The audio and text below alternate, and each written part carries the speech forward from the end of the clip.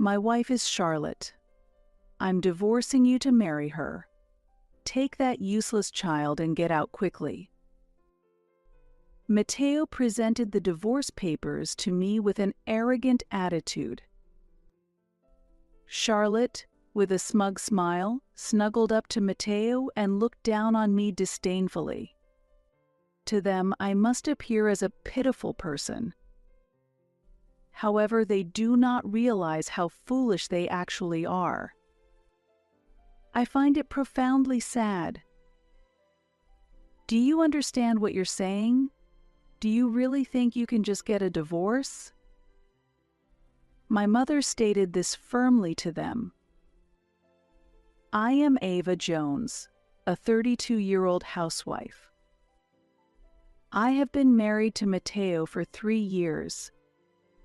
I live with my in-laws at their home, where our family is about to grow. I am currently pregnant, and the birth is imminent. Recently, as my belly has begun to show, conversations with neighbors about the baby make me increasingly excited to meet my child. After a long period of infertility treatments, I finally conceived my first child. There were times during treatment when my spirit nearly broke, but seeing my baby's growth during regular checkups always soothed my heart. While I have some nerves and anxiety about giving birth, the joy and anticipation far outweigh them. Incidentally, my doctor has informed me that the baby is a girl. Regardless of whether my child is a girl or a boy, I plan to enjoy whatever path they choose, and I am imagining a bright future for them. Yet Matteo's reaction was surprisingly different. A girl? Really? Yes, that's what the doctor said. No way. What? As soon as he knew it was a girl, Matteo looked very displeased. He was clearly disappointed. Matteo had wanted a child and was very happy when he learned of the pregnancy. But now he even says, I don't need a girl. The reaction from my in-laws was the same, nodding in agreement with Matteo's opinion. Why does it have to be a girl? Absolutely unbelievable. There's no point in her being born. Despite being their own child or grandchild, how can my husband and in-laws say such cruel things so casually? I felt intense anger at their words, but I desperately suppressed it, preparing myself to endure the days ahead. I began to be treated coldly by my husband and in-laws. Ava, take good care of the baby in your belly and rest. My former mother-in-law used to say this to me. However, since the gender became known, she started saying harshly, Hurry up and finish the housework, and you're so slow it's irritating. Furthermore, knowing I was pregnant, they would deliberately make me carry heavy things. Neither my father-in-law nor Matteo helped with the housework at all, they just complained. Are you going to make us eat such awful food? Are you slacking off just because you're pregnant? Dad is right. They only want a boy and see a girl as nothing but a nuisance. Even so, I shouldn't have to endure such terrible treatment. For my child's sake, I have resisted this humiliating situation and protested many times, but they only mocked me more. Whether the coming child is a boy or a girl, they are precious. I continued to argue that they should stop belittling us, but it had no effect. Relying on us and can't even produce an heir, what can an incompetent wife like you say? Mateo and my in-laws dismissively said that. No matter how hard I worked or how earnestly I pleaded for them to change their attitude and help with the chores, it did not resonate with them. And I was left to wear myself out, both mentally and physically, alone. Their attitude only escalated. Children are a hassle, and they cost money. Why don't you just get an abortion? I never imagined my mother-in-law, a mother herself, would say such a thing. My father-in-law laughed uproariously in agreement with the idea, and Mateo sneered. Perhaps they lack the essential human decency. I deeply regretted becoming family with such people. After that, I minimized my interactions with them, avoiding them except during meals. I stayed in my room most of the time, and when possible, I would take long walks to pass the time. I didn't want to be with them at all. However, they would come to my room to continue hurling insults, pushing me to the brink mentally. Eventually, I reached my limit, and like when I was undergoing infertility treatments, I began to cry uncontrollably at night. Staying in this house would surely drive me insane. I was on the verge of despair, about to fall. Continuing to live here would also negatively affect the baby in my womb, and a safe delivery would be utterly impossible. I immediately contacted my mother, who lives alone. I decided to return to my parents' home earlier for the baby's birth. "Hello, Mom, I need to talk to you. Is it okay if I come home earlier than planned?" "Of course you can come back any time if you're okay with it." "Thank you, it really helps." Ava, that voice. "Something's happened, hasn't it? Don't overdo it. Come back right away." Sensing something was wrong from my demeanor, my mother warmly welcomed me back. My mother is truly amazing. I want to be able to protect my child like she does. As I thought that way, I gently put my hand on my stomach.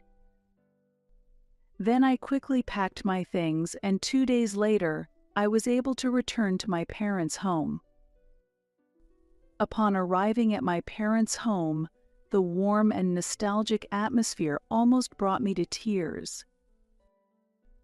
The space was so different from the stifling home of my in-laws that I instinctively took a deep breath, and at dinner, I tasted my mother's cooking for the first time in a long while, which was comforting. My mother always cared for my health.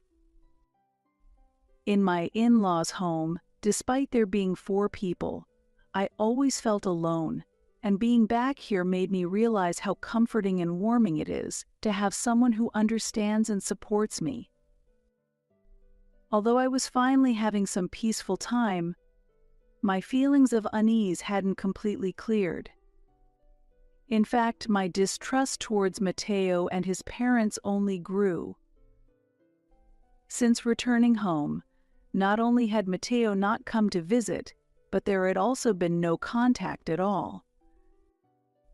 I didn't mind not hearing from my in-laws because dealing with them was painful, but what was Mateo thinking as the father of my child?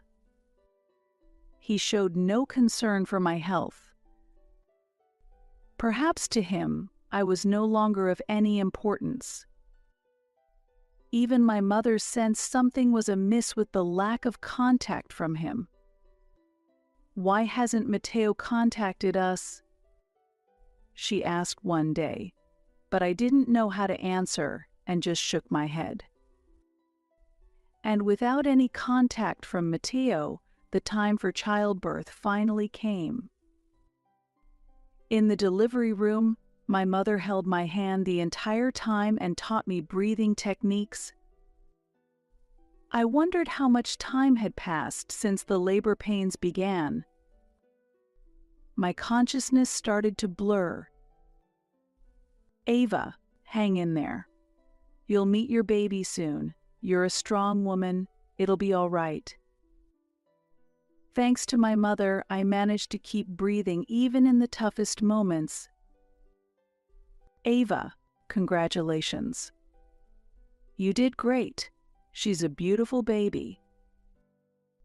With tears flowing, my mother celebrated the birth of the baby.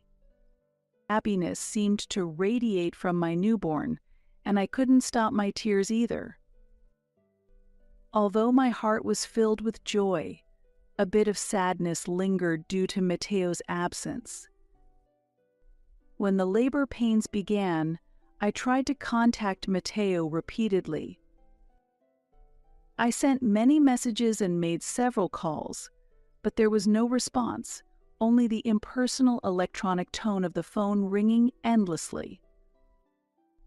Wondering if he wasn't answering because it was my smartphone, I even tried calling from my mother's phone, but Matteo never picked up.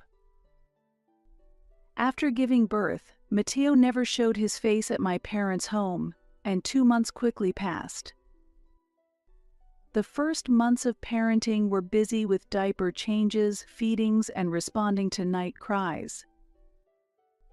When the baby cried at night, my mother would take over, saying, "I'll take care of her. You get some rest, allowing me to get some sleep." Thanks to my mother's constant support, I was able to get through the toughest times. The parenting knowledge I learned from my mother, an experienced parent herself, was invaluable, and gradually I became capable of managing on my own. During this time, I continued to send photos and videos of the child's growth to Matteo and my in-laws, but I doubted they were even looking at them. The lack of responses made me feel they were indifferent or not even viewing the updates, which was disheartening. I continued calling without ever receiving a reply, and my anxiety and doubts only grew. After enduring this for a while, I could not leave the issue unresolved any longer and finally decided to return to my in-laws' house with my child. My mother agreed to accompany me on the trip back, which was both comforting and a relief. As I held the house key in my hand in front of the in-laws' home for the first time in a long while, memories of before my return to my parents' house flooded back, and my hands trembled.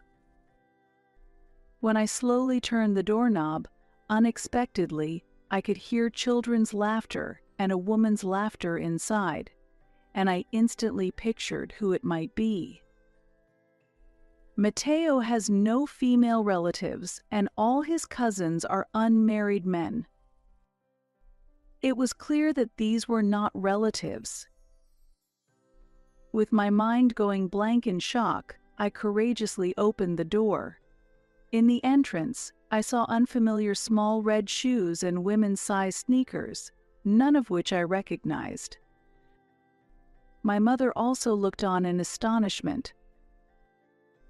We immediately entered the house and hurried toward the source of the voices. When I reached the living room, there was an unfamiliar woman and a young boy. "Who are you?" I exclaimed in surprise, and Matteo, along with my in-laws, appeared from the back of the room. "Why are you entering like this on your own? And you even brought your mother. How rude of you!" "Just wait a minute, Matteo. Are these people acquaintances of someone?" I asked, bewildered. Without any sign of disturbance, Matteo pulled the woman close to him. There was an obvious intimate atmosphere between them. The woman, with a provocative look, stared at me and approached. "This is my girlfriend and our child. You should be able to figure that out," Matteo said smugly, as if he had won something. "What do you mean, our child?" I looked intently at the boy, who seemed about 2 years old. "So when you say my girlfriend and our child, You mean she's your mistress? Calculating back from the child's age, Matteo likely began his affair with this woman about 3 years ago. It's boring to be with someone plain like you, so I had no choice.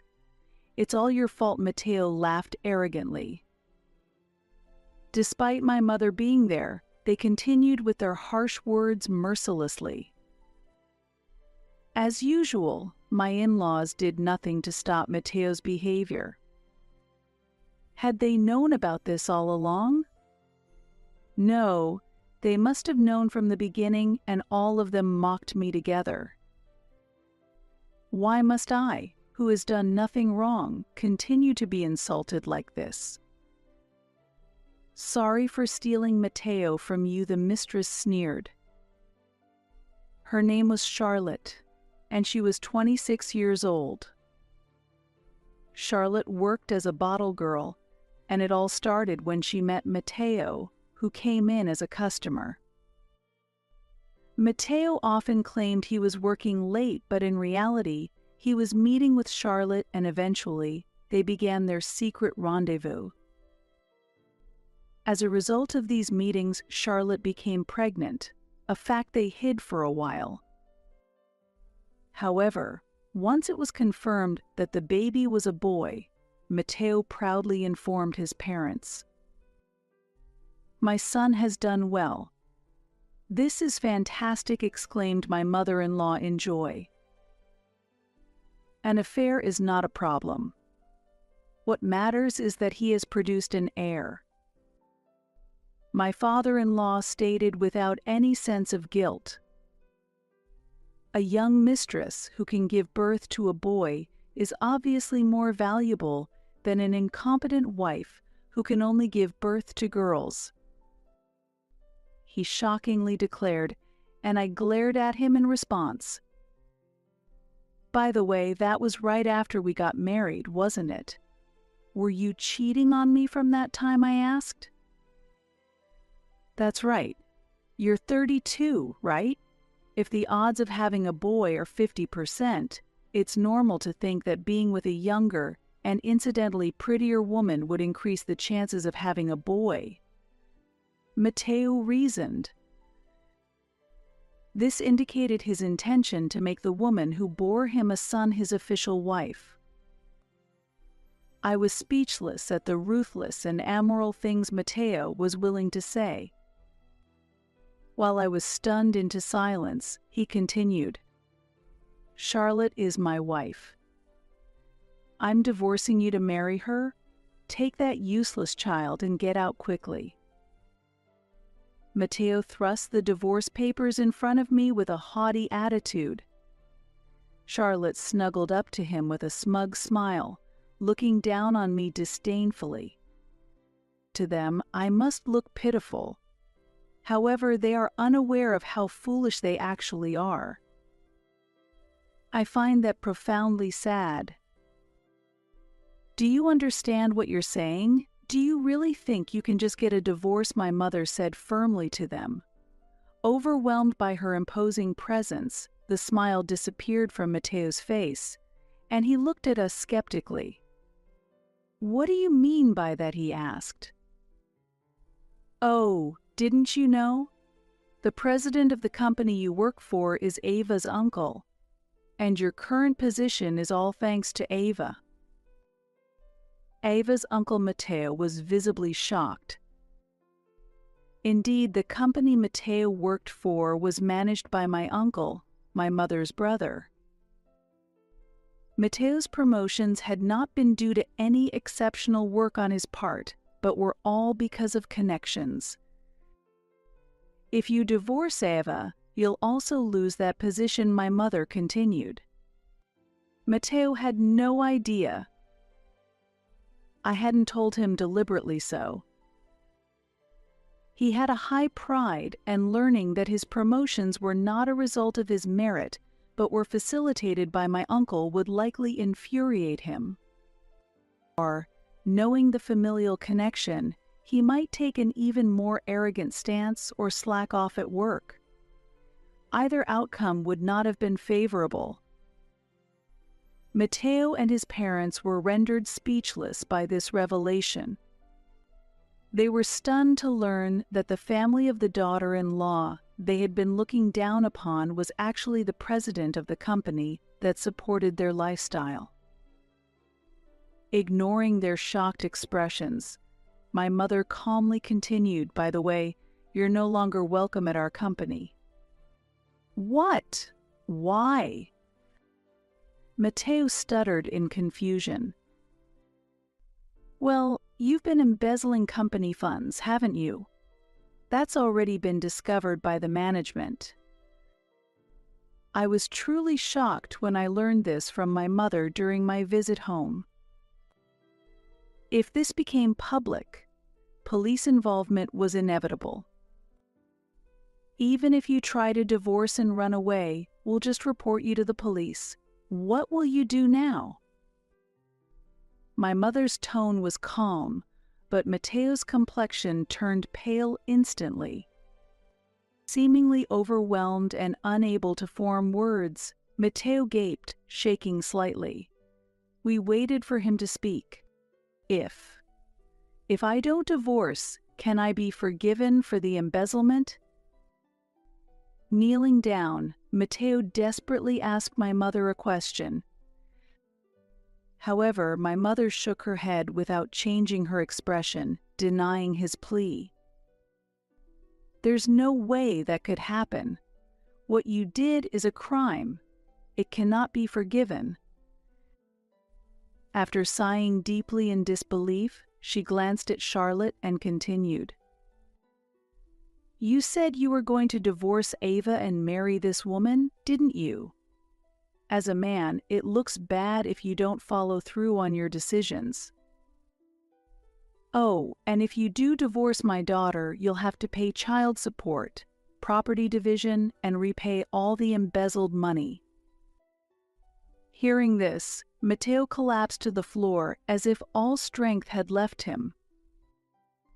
He then looked up at my mother and apologized as much as he could. "I am truly sorry. I can no longer live in society as I am. Please, please forgive me." It was pathetic. Seeing him like this, I realized that any affection I had for him had completely cooled. Perhaps my feelings for Matteo had been gradually eroded since I became pregnant. And now, at the moment his dignity was lost, my fear of him and my in-laws was also swept away. I no longer feared their words. As I looked down at him crouched on the floor, crying and sniffling in a disgraceful state, I continued after my mother's words. "From now on, you just need to make proper payments to me and the child.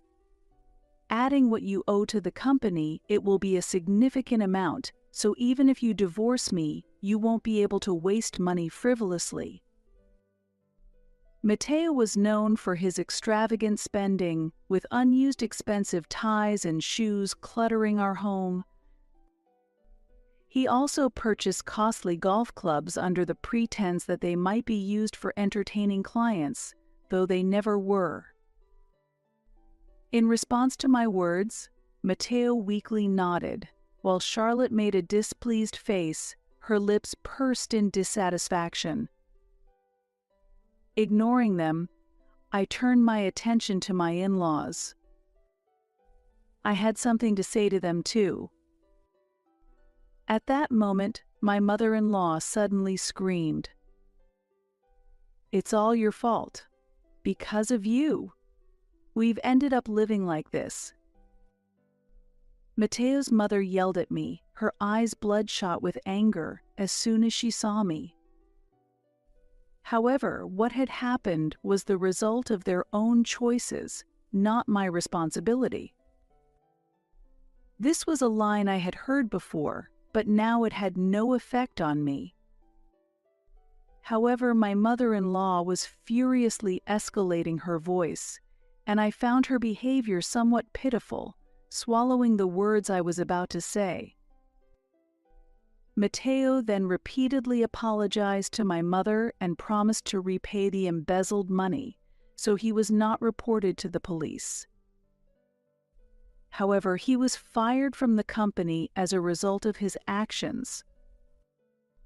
A year passed quickly, and currently, my child and I are living happily.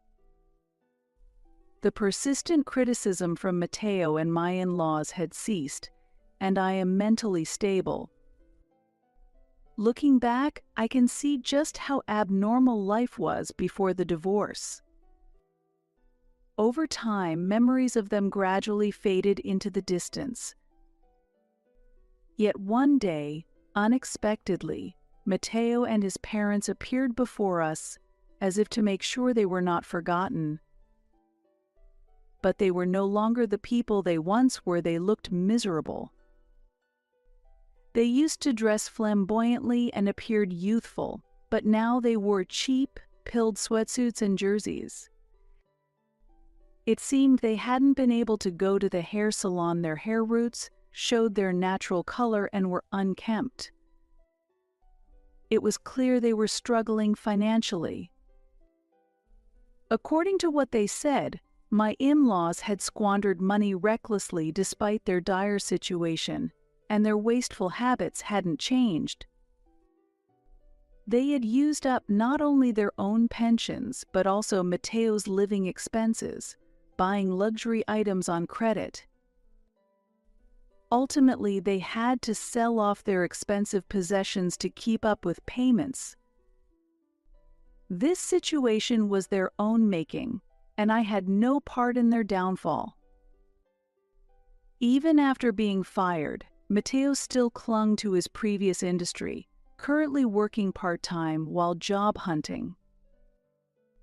However, his reputation in the industry had spread negatively, and naturally, the circumstances of his departure from his previous job were well known among companies, making it difficult for him to return to his former industry or secure a full-time position. He's been forced to make ends meet through part-time jobs, but it seems all the money he earns disappears with repayments, property division, and child support. He reportedly survives by buying discounted bentos late at night at supermarkets, but even knowing this situation, I couldn't find it in myself to sympathize with them. While Mateo and his parents spoke, I could only quietly listen. During this time, I noticed Charlotte's child looking around the room, being led by my mother-in-law, and realized Charlotte was not present. As I pondered whether they had not married, Mateo, noticing my gaze, said with a defeated shrug, "Charlotte left. She abandoned me once I lost my job and money."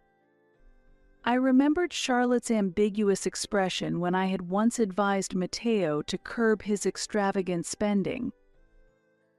She was only interested in my money. I was deceived by her. Mateo exclaimed.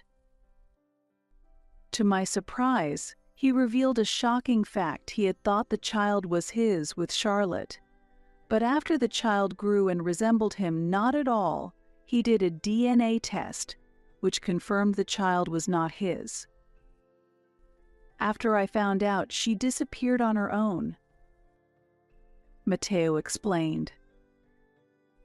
As they spoke, holding the boy, seemingly seeking sympathy, a man appeared in the living room.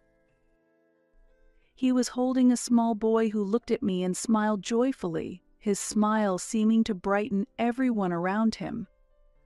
Seeing his radiant smile filled me with affection. "Ava, who is this man?" Mateo's voice trembled with surprise. His reaction mirrored my own when Charlotte had first appeared at my in-laws' home. "He's grown, hasn't he? This is my son." The doctor didn't notice in the photos since his lower half was hidden, but actually the child born a year ago was a boy.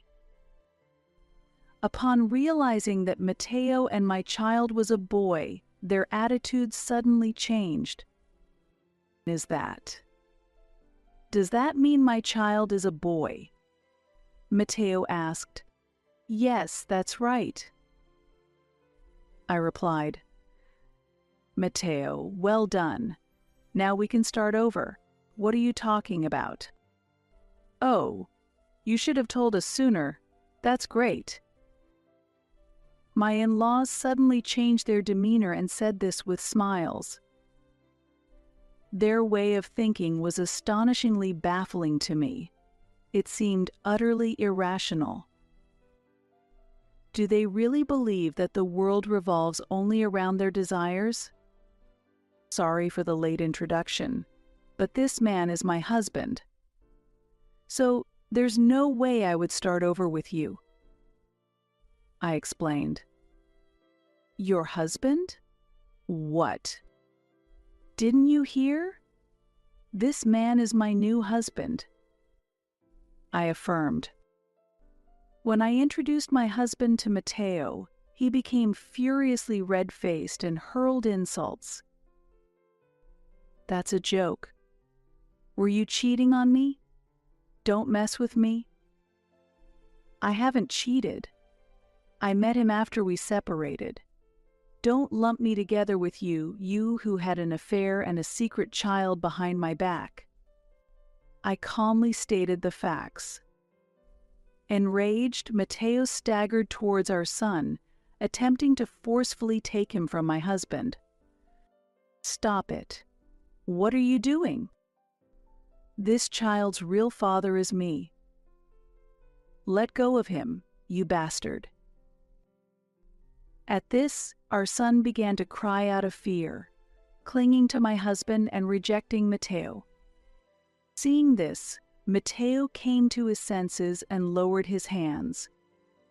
I glared at him sharply and said coldly, "Given that you've tried to harm the child, we can never meet again. You're truly despicable." But I didn't intend to harm him. The very fact that you came here uninvited is frightening. If you come near our family again, I will call the police. I warned them. Perhaps frightened by my words, Matteo and his parents hurriedly left our home.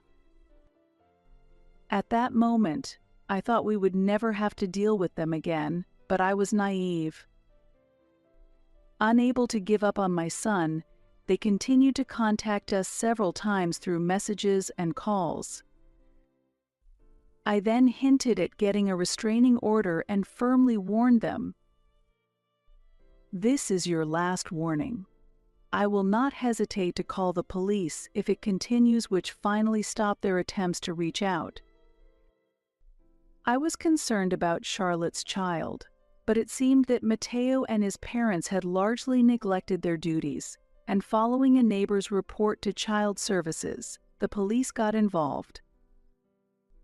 Eventually, Charlotte's parents took custody of the child and were raising him with love, which relieved me when I heard about it from the police.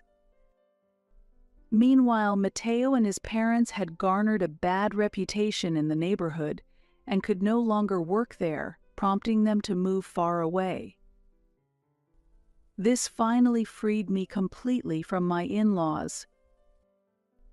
I am currently expecting a second child with my current husband, and soon our family will grow.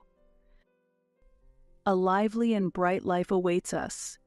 Imagining a radiant and happy future, my mother, my family, and I are preparing to welcome this new life. Right now, I am enveloped in as much happiness as possible, and I am deeply grateful to my family, who has always supported me. I have vowed to be a kind and strong woman like my mother, to protect what is important.